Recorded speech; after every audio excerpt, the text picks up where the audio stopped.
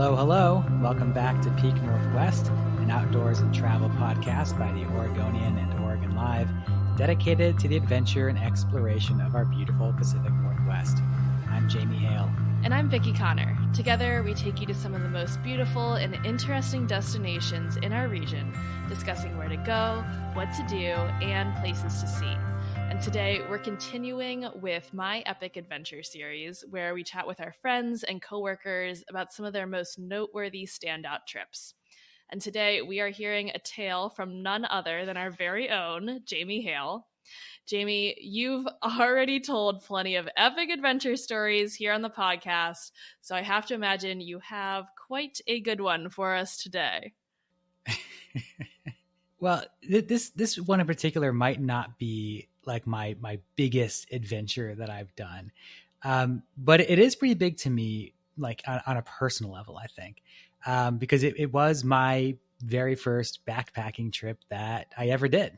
Oh my gosh. Wow. There's nothing that stands out more in my mind than my own first backpacking trip. So I'm excited to hear.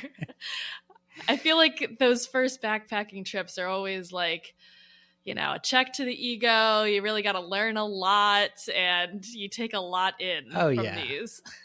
So Jamie, when was this exactly? So this was June of 2017, the last week of spring of that year, which is, I know, not that long ago. It feels like forever ago to me, but I didn't grow up doing outdoor stuff.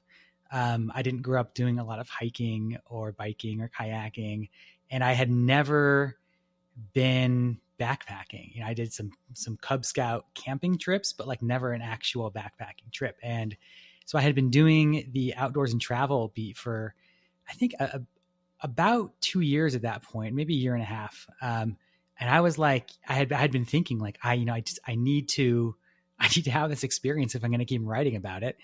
And so that spring, it was kind of a really difficult time for me personally. I had just come to the end of a really long and difficult romantic relationship that had just ended. And I was in between like living situations. Like I was living in like this place that was like, you know, half a living space, half an abandoned office space, like in the Pearl District.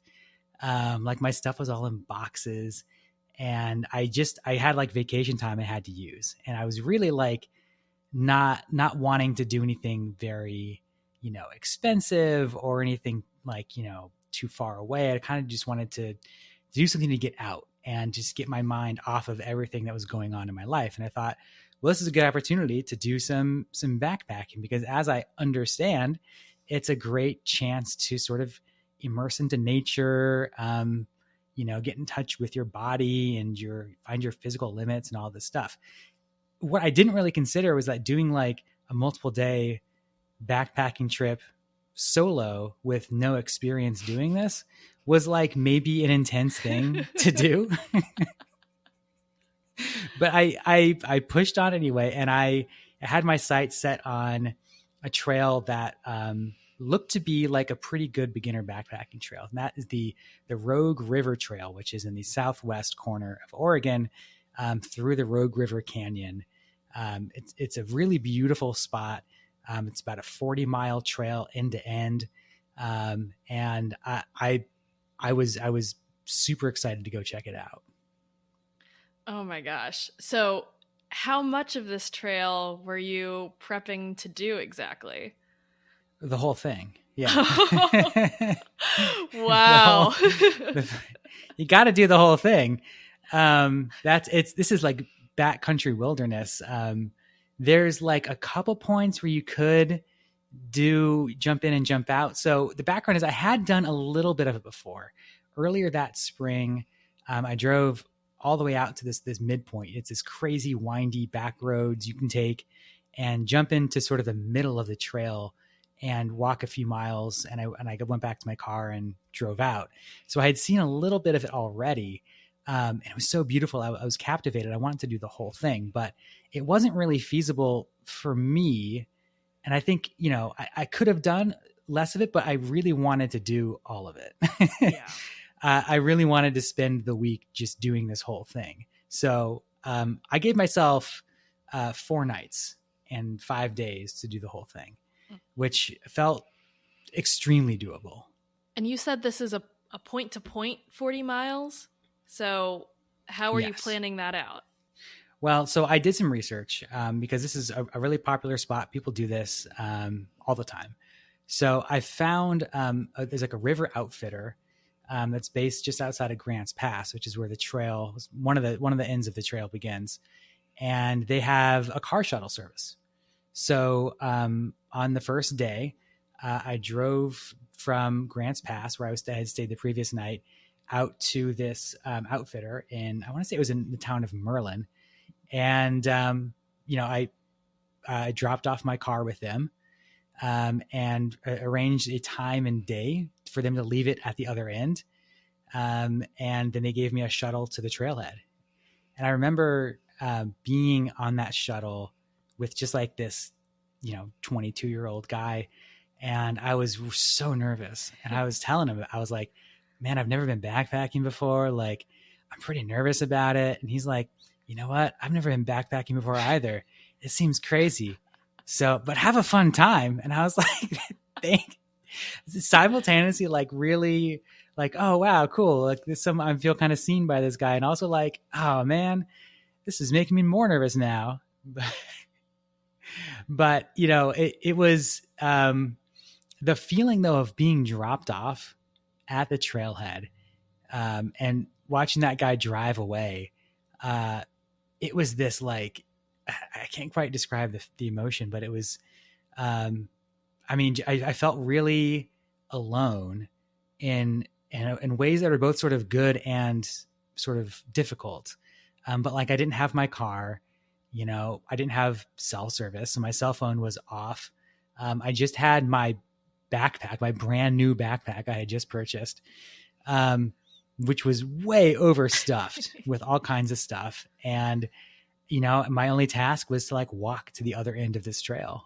I have so many questions for you, Jamie. First off, so obviously you said you bought a brand new backpack. What other preparation went into this first backpacking trip? Not enough is the truth.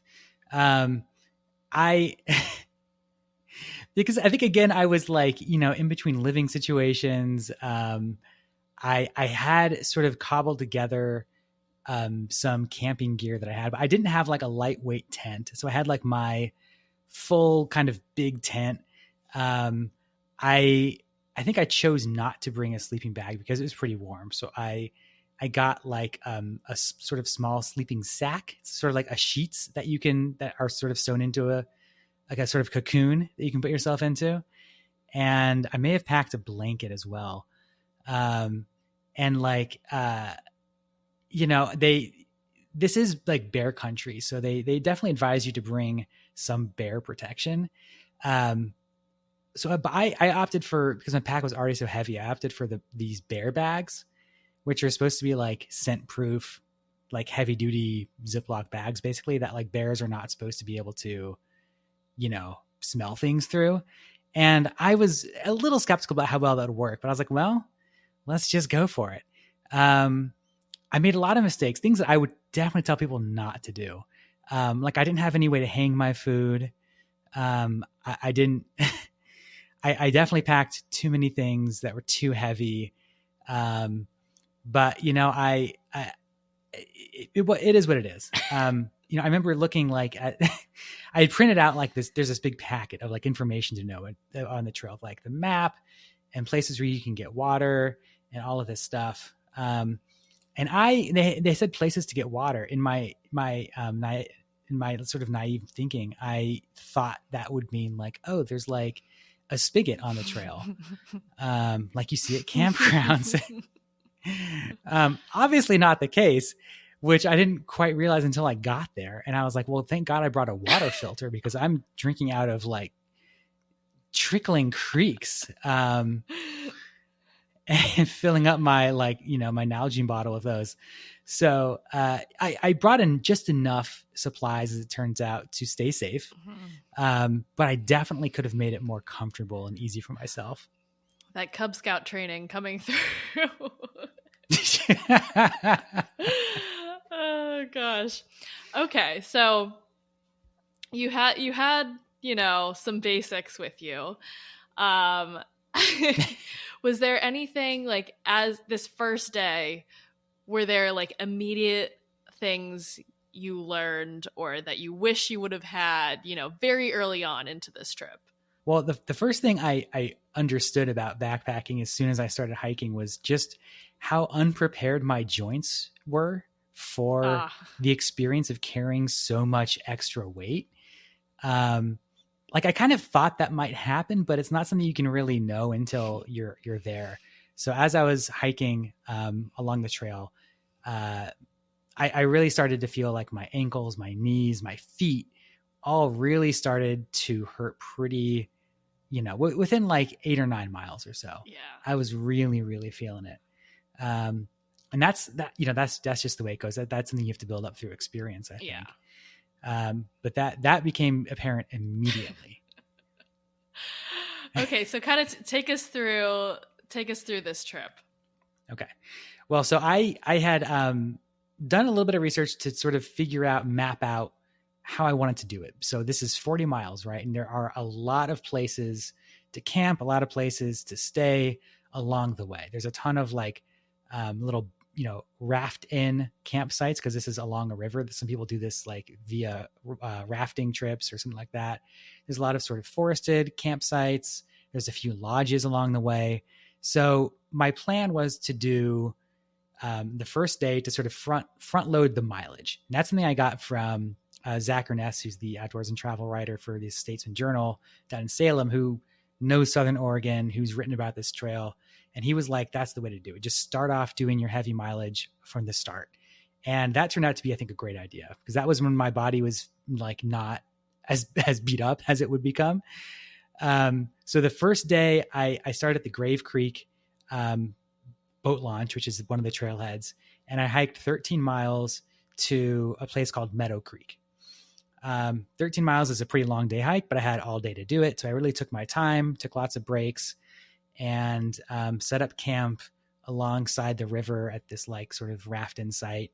It's kind of tucked away into the trees a little bit. I tried to set up my tent originally like right on the river, thinking that would be a good idea, but the wind coming through the canyon it can be pretty intense. My tent was immediately like blowing out of its stakes that were like, I tried to do into the sand.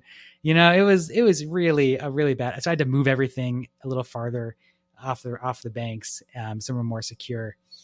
And once I was in that nice little camp spot, I just got to sort of watch the day turn into evening turn into night. I wasn't making fires at all on this trip. I chose to not sort of bring any fire equipment because I felt like it was warm enough. I didn't need it for warmth. It was light enough. I mean, this is like right before the summer solstice, so it was light for a long time. I just sat by the river and kind of just soaked in the peacefulness of it. And being at that point that I was in my life, I had like a lot to sort of think about and a lot to reflect on.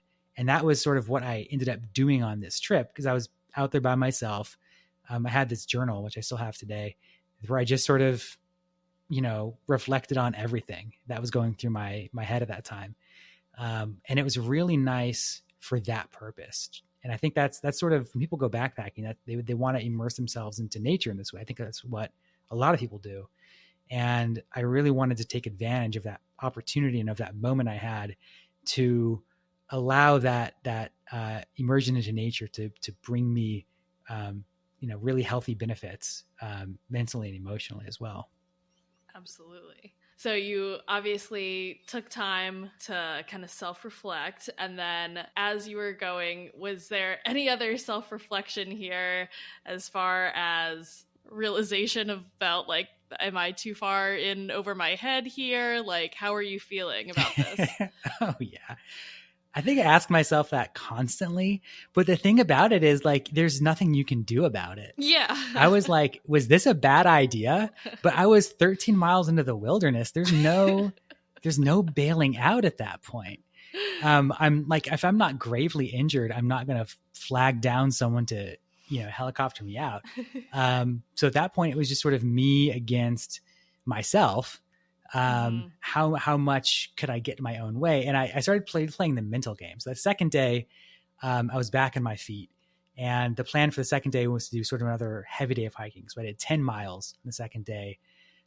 From that little campsite at Meadow Creek, this place called the Tucker Flat Campground, which is like a built, established campground. So there were, bathrooms, and you can drive there, but it's a really long drive to get there. But again, after that 13-mile day, doing those 10 miles, my body was feeling wrecked. And I kept, fighting off sort of that negative self-talk of like, of just what you're saying of like, oh, am I in over my head? Can I even do this? Like, my feet were really blistering at that point. My knees were starting to hurt a bit. I didn't have trekking poles, which I know a lot of people use. But I did have like a single collapsible one, like sort of like a cane that I have with me in case like I get injured. It's a good thing to have. And that second day, I really did break it out because my knees, at least one of my knees, was really starting to feel it. So I started using that, and just trying to replace that negative self-talk with like positive self-talk of like, just, singing to myself, encouraging myself to sort of walk on and enjoy it and sort of be in the present, and not to be in the present in a positive way instead of being in the present of like thinking about how much it hurt every time I took a step. And the cool thing about being in the Rogue River Trail too is that it is really, truly so wild. So on that second day, I saw up ahead in the trail a black bear dart into the woods. Oh my gosh! It saw me way before I saw it.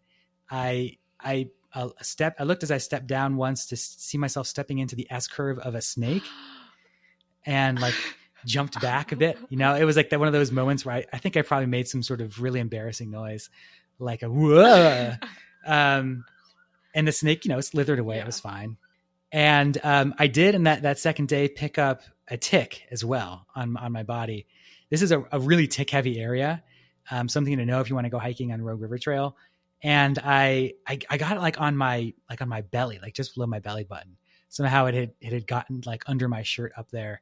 And it was huge, but I got it before it got in too deep, and I sort of just was able to pull it off with my fingers. But it did swell up quite a bit for some reason. And so I had that. So as I was getting to the end of that second day, like my body hurt. I had a tick bite. I'd seen a bear. I'd seen a snake. I was like, but I was really trying to stay positive about it. I was just like, wow, this is crazy. This is an absolutely wild experience that I'm on. How cool. Oh gosh. Okay. So that was roughly half of the trip right there, right? Yeah. 23 miles in the first 2 days. So I really got a lot of it out of the way. How did it go from there after bears, ticks, and snakes? Hopefully there's only up from there, but I don't know. Yeah. Well, okay. Well, so that second night I was at the campground, there were some other backpackers staying, sort of next to me.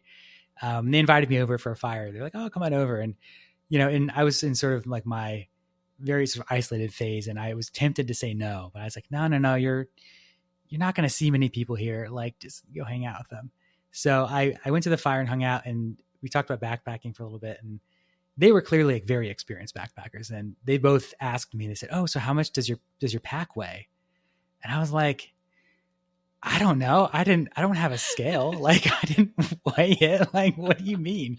It did not occur to me to weigh my backpack. And honestly, it still is something I don't do. I kind of feel like you have what you have. And I definitely felt like I could have gone lighter, and that would have been nice. But I had no idea. But it just really sort of showed me like how different of a world I was living in than these people, and how much more there was to this world of backpacking. But I had a nice night. I slept heavy every night I was there. And on day 3, I woke up and I had a 4-mile day, really, really short. I woke up with the sun at like 5 o'clock. Maybe not that early, but like 6 o'clock or something like that. And in this stretch of the trail, I was hiking from there to this place called the Paradise Lodge, which I believe I've talked about here in the podcast before. It's a beautiful backcountry lodge right on the river. They have, bedrooms with hot showers, and they have a full kitchen. And, your stay there includes meals, and there's like leather couches and a fireplace and cold beer and like all this stuff. And I was psyched to be there. So I got up and left pretty early in the morning. And this stretch between this campground and Paradise Lodge is, I think, the most beautiful stretch of the trail. So I was hiking in that early morning light. It was really silent, and there were a lot of birds out. Hiking above, there's some waterfalls on the other side of the river. Sat on the cliffs for a while and ate breakfast. Really just soaked it up and enjoyed it as much as I could. And my body, again, was still hurting quite a lot. So I was really taking those 4 miles pretty slowly. When I got to the Paradise Lodge, it was way too early to check in. Obviously, it was like 10 in the morning. But they were like, your room's ready. So yeah, sure, go ahead. And I took a shower. I got like, a cold glass of lemonade. I think I got a beer at like 11 in the morning or something. And sat there on the deck for probably the entire day, or just about the entire day, looking out at the river, journaling again, and just putting my feet up. And it was so necessary for me at that point to like have a day of rest, essentially. It's something that it's sort of a bougie way to do a backpacking trip, to stay in like this lodge, but that's just who I am. And that was something I was sort of learning about myself, is that I love the wilderness experience, and I love the sort of more pampered experience, the more comfortable experience, if you will. I like having it both. So I love being able to backpack to a lodge. I love staying at hotels and like cool, interesting lodges and stuff like that. And I like being by myself in the wilderness. So this trail offering both of those worlds was a really, really cool opportunity. Yeah. And there is nothing wrong with that. That is, That's right. to do that self-reflection and be like, yeah, I don't need to be like out in the woods every single day of this trail. Like, I don't need to sleep in my tent every single day. If there's this fancy lodge, I'm going to take it up,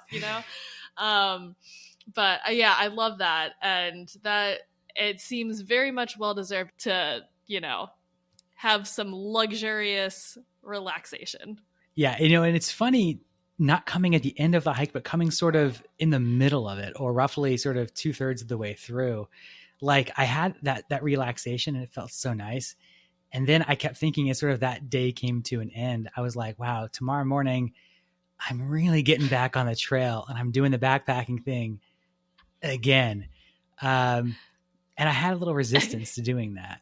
But then, the next morning came, and I did feel refreshed, took another shower, felt really good.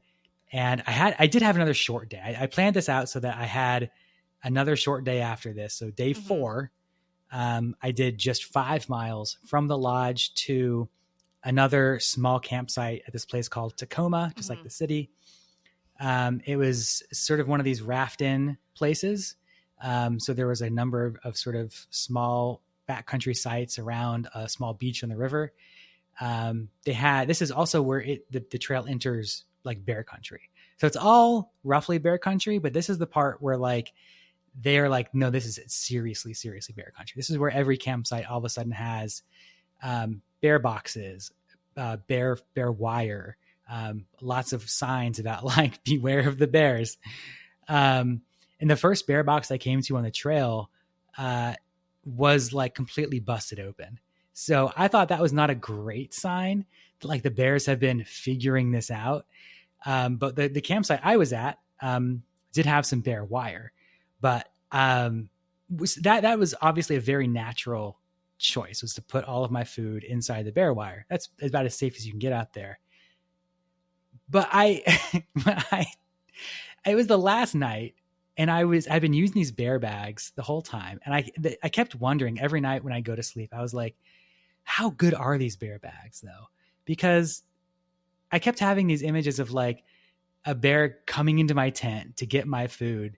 Again, not a thing you're supposed to do, keeping your food in the tent. But I was like, I don't trust these bags. So I was like, let me just see how it is.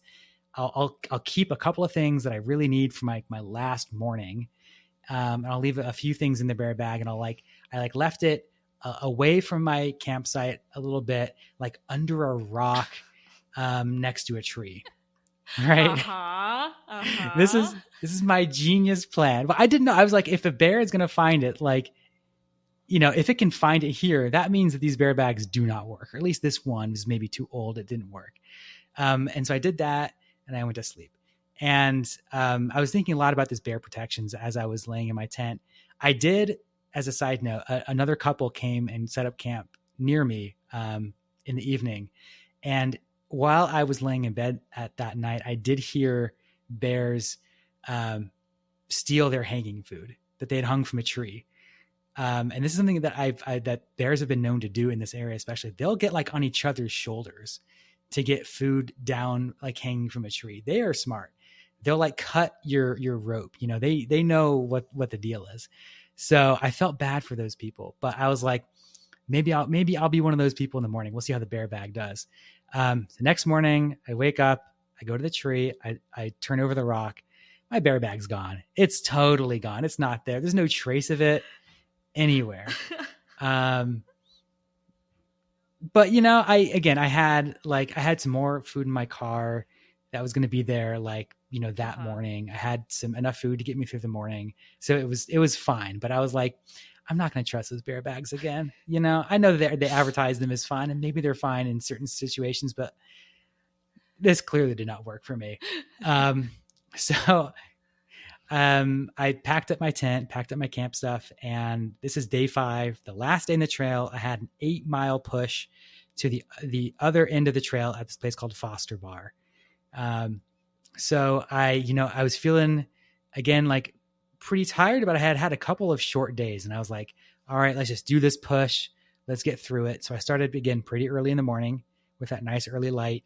And I just like busted through the last 8 miles of trail. And it was, my body definitely hurt, but I think the adrenaline I got from like the excitement of finishing this was enough to push me through the rest of this trail. And I got through it pretty quickly, about as fast as I think I probably, humanly could, and got to the other end, got to this boat launch, beautiful bend in the river. And at the parking lot there was my car right there, where they had left it. And before I got my car, I packed my stuff up, and I took a minute to sit by the river and do a last little bit of journaling. And, I did feel like I was really proud of myself for doing this trip. It hadn't yet sunk in all the sort of like stupid decisions I had made. That came later, and in the years later too. I was just like, I did it. This is this crazy thing that I did, and I did it.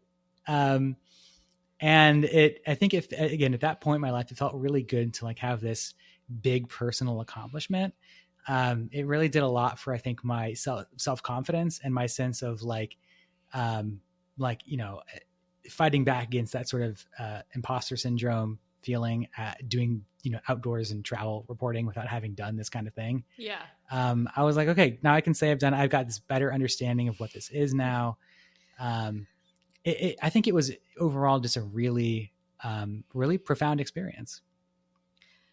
So looking back at it now, I mean, it sounds, from everything you've described, this seems like it was a pretty, formative experience for you. Yeah, definitely. And aside from just the skills learned backpacking, all that reflection I had been doing on the trail, stuff about my life and,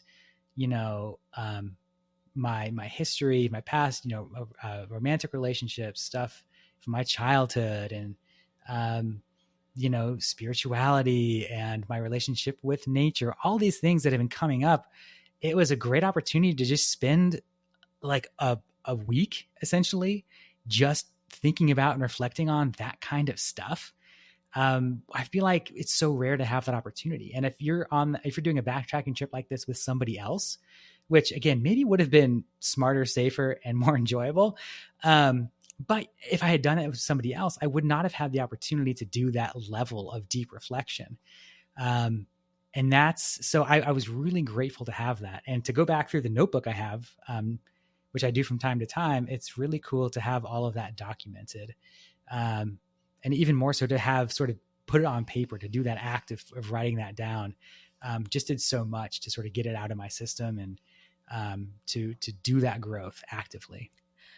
Well, what an incredible first backpacking trip, Jamie, like, in all senses, Wow. So what advice do you have for people who want to do the Rogue River Trail? Would you tell people who are wanting to do this as their first backpacking trip? Do you give this endorsement as a good first backpacking trip? I think if you're going with other people, it makes a great first backpacking trip. The hard thing about going solo is you're carrying everything. And that all of that weight just makes it so much harder on the body. If I had been carrying half of the weight that I had, or even 2/3 of it, it would have been, I think, a lot easier.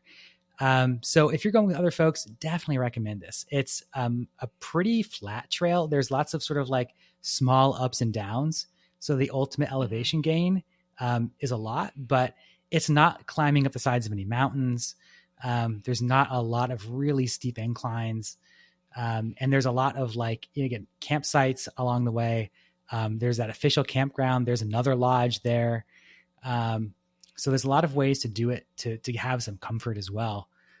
So I think it's easily one of the best backpacking trips in Oregon, and a great spot if you're just sort of getting into backpacking, or maybe you are looking for a little bit of a longer trip. Absolutely. Sounds like it. Any other last tips for people, whether that's tick prevention or what to do when you come across a snake or a bear? Don't freak out too much. Don't be too nervous. People get really nervous when they're in their tents about sounds that are outside. It's like every scurry is like, it's something that's going to eat me. But there's so few things out there that are legitimately dangerous. I mean, obviously, yes, watch for ticks. Obviously, yes, bring sunscreen, bug spray. Those are great things to have. Do your food properly. Don't be like me and do it right. But like black bears in general pose a very small threat to people. Snakes in general pose a very small threat. As long as you're picking ticks off of you, you're fine. Almost everything out there is good and safe for you to experience. So don't worry about it too much. Embrace the weird sounds that are happening outside your tent, and be happy knowing there's some cool stuff out there. I like to sort of replace like a, oh my God, what is that? With like a, oh my God, what is that? That curiosity helps, I think, eliminate some of the fear. One final question for you. What bear gear do you now have to replace those bear bags that you did have? Well, a couple years later, I went to Olympic National Park and did some backpacking there, and they mandate you that you bring a bear canister, which is super bulky, pretty annoying, but really, really, really effective. So I carry that bear canister now if I'm going into bear country. It adds so much weight to your pack, but you're not going to have to worry about bears getting into your food. You can put it away from your tent, away from your site, maybe even under a rock or something, or kind of against a tree, hide it away a little bit. But a bear's not going to get into that. So that's what I use now primarily. It's fail safe, and I just don't have to worry about a bear coming into my tent or snatching my food hanging. But again, if there's bear wire, use it. Just use the bear wire. Don't lose your stuff. Words from the wise of Jamie Hale's first backpacking trip. We love to hear it. Well, folks, until next time, you can watch our videos on the Oregonians YouTube channel and view all of our travel and outdoors coverage on OregonLive.com/travel, as well as HereIsOregon.com. Please leave us a rating or review if you enjoy the show, and if you want to support this podcast as well as our local journalism, please consider a subscription to Oregon Live. You can find details at OregonLive.com/pod support. Also, if you're a fan of the show and you're interested in potentially sponsoring it, you can get in touch with our marketing people at advertise@oregonian.com. This episode of the show was produced by me, Vicki Connor, alongside Jamie Hale. Stay safe and happy travels, everyone. Until next time, we leave you with this 10 seconds of Zen.